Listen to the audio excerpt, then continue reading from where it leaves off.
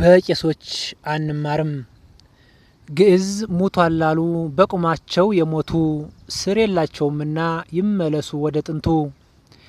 የመላእክት ቋንቋ ነው ግዕዝ ምስጢረ ብዙ ጀግኖች አባቶቻችን አሉ ያቆዩልን ከነወዙ። ግዕዝ ሙቷል የሚሉ ከየት ነው የመጡብን? እነዚህ የኛ አይደሉም እውነቱን አስረዱልን። ታላቋን ሀገራችንን ከክብሯ ሊያሳንሱ ታሪካችሁ የታለ እስኪ ይህንን መልሱ። ታላላቅ አባቶቻችን የሚያመሰጥሩት ግዕዝ የራሳችንን ጥለን ታዲያኛ ምን እንያዝ? ቅዱስ ያሬድን ጠይቀው በሚገባህ ያስረዳሃል። ወደ ሰማይ መነጠቁን ሚስጥሩን ይነግርሃል።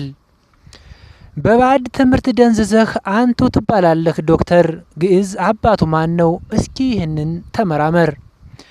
እስኪ አንድ ጥያቄ ልጠይቅህ፣ ኤ ማለት ምን ማለት ነው? ይህማ ቀላል ነው፣ የፊደል መጀመሪያ ነው።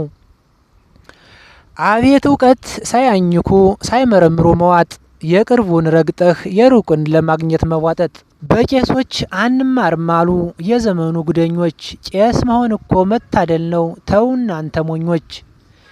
ኢትዮጵያውያን ናችሁ ወይስ ወገናችሁ ከየት ነው? የቋንቋ ሁሉ መሰረቱ ሚስጥረ ብዙ ግዕዝ ነው። መኖሪያችሁ ኢትዮጵያ ውስጥ ልባችሁ ባህር ማዶ፣ ሁሉ የሚጭናችሁ ምንም የሌላችሁ ባዶ። የእናቱን ጡት የሚነክስ የልጅ እፉኝ የልጅ ክፉ፣ ምን ደዌ አደረባቸው በምን በሽታ ተለከፉ። ትናንትና በጥንቱ ከስልጣኔ በፊት ትምህርት ሚኒስቴር ነበር የአብነት ትምህርት ቤት።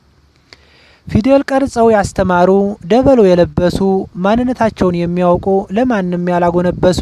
እውቀትዎን ያስመስክሩ እስኪ የኔታ ይነሱ። ግዕዝ ዳቦ አይሆንም አሉ እነ ሆድ አምላኩ፣ ዳቦ አይደለም ወደ ሰማይ ያደርሳል ካወቁበት በልኩ። ግዕዝ ዳቦ አይሆንም አሉ እነ ሆድ አምላኩ፣ ዳቦ አይደለም ወደ ሰማይ ያደርሳል ካወቁበት በልኩ። ሆድ ብቻ የሚታያቸው ከእውቀት የራቁ ከንቶች፣ ማንነት እኮ ኩራት ነው የሚለየን ከብዙዎች። እስኪ ወደ ልቦናችሁ ተመለሱ ቆም ብላችሁ አስቡ። የታሪክ ድሃ አትሁኑ በጠላት መንፈስ አታስቡ። እስኪ ወደ ልቦናችሁ ተመለሱ ቆም ብላችሁ አስቡ። የታሪክ ድሃ አትሁኑ በጠላት መንፈስ አታስቡ።